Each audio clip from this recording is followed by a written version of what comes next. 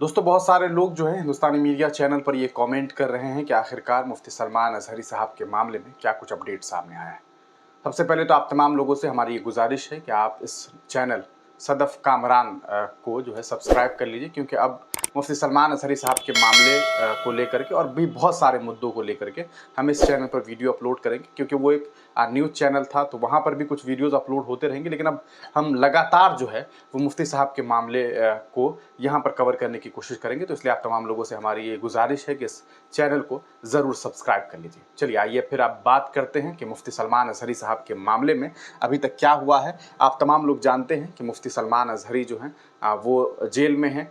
चूँकि बहुत सारे लोग होंगे जो इस चैनल पर, चूँकि ये नया चैनल है तो बहुत सारे लोग नए लोग आएंगे, इसलिए मैं 1 मिनट में ओवरव्यू कर दूं कि मुफ्ती सलमान अजहरी साहब के ऊपर जो है वो हेट स्पीच को लेकर के केस हुआ था। हेट स्पीचेस को लेकर के इनके ऊपर 3 केसेस हुए। गुजरात के अलग अलग ज़िले में केस हुआ, जिसमें आपने देखा था कि मुडासा हो, जूनागढ़ हो या फिर कच्छ हो, उन तमाम जगहों पर इनके ऊपर केसेस हुए। तीनों जगह अदालत ने जो है इन्हें कुछ दिन रिमांड पर रखा, कुछ दिन ये रिमांड पर है, उसके बाद इन्हें बेल मिल गई। जिसके बाद जैसे ही तीसरे केस में इन्हें बेल मिली तभी इनके ऊपर जो है वो कलेक्टर साहब जो थे, उन्होंने, जूनागढ़ के कलेक्टर साहब ने जो है इनके ऊपर क्या किया, एक कानून को इम्पोज किया जिसका नाम था पासा यानी कि prevention of anti social activities act. और इसी के तहत इनके ऊपर जो है कानूनी कार्रवाई शुरू हुई और एक कानूनी कार्रवाई के तहत इन्हें जेल में डाल दिया गया।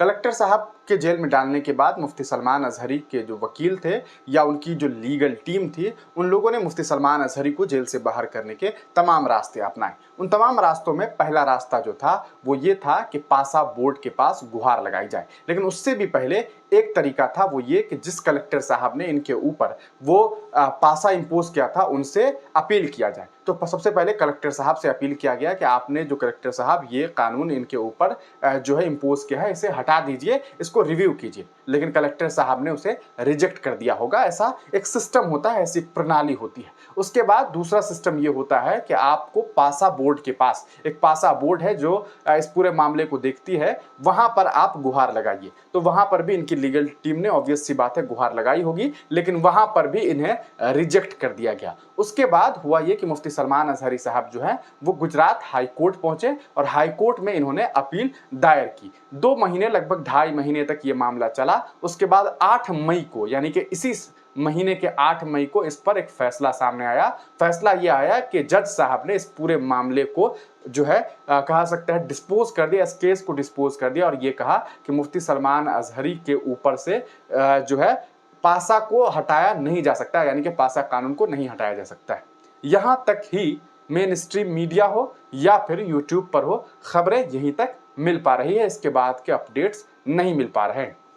हालांकि हमने हिंदुस्तानी मीडिया चैनल पर आप तमाम लोगों को इसके बारे में आगे भी जानकारी दी कि इसके बाद मुफ्ती सलमान अजहरी साहब की लीगल टीम ने आगे क्या कुछ काम किया है। देखिए, मुफ्ती सलमान अजहरी साहब के मामले में उनके जो वकील हैं उन्होंने गुजरात हाई कोर्ट में अब दोबारा से, जो कि मैं पहले भी बता चुका हूं, दोबारा से अपील दर्ज किया है। और इस बार जो अपील दर्ज किया है वो ये नहीं किया है कि हमारे ऊपर से जो है पासा कानून को हटा दीजिए। इस बार किया गया है कि हमारे ऊपर जो आपने पासा इंपोज किया है जिसकी वजह से हम जेल में हैं, आप हमें टेम्पररी बेल दे दीजिए, यानी कि आप हमें कुछ दिनों के लिए जेल से बाहर कर दीजिए। ऐसी अपील जो है वो मुफ्ती सलमान अजहरी साहब के वकील के द्वारा की गई है। इसको लेकर के 9 तारीख को, यानी कि 9 मई को मामला जो है वो हाई कोर्ट में दर्ज किया गया। 9 मई के बाद आज तारीख 27 मई है, गालिबन इस वीडियो को मैं अपलोड करते करते 28 मई हो जाए, लेकिन अभी तक मुफ्ती सलमान अजहरी को नई तारीख ही नहीं दी गई है कि उस तारीख को इस मामले पर कोई सुनवाई हो सके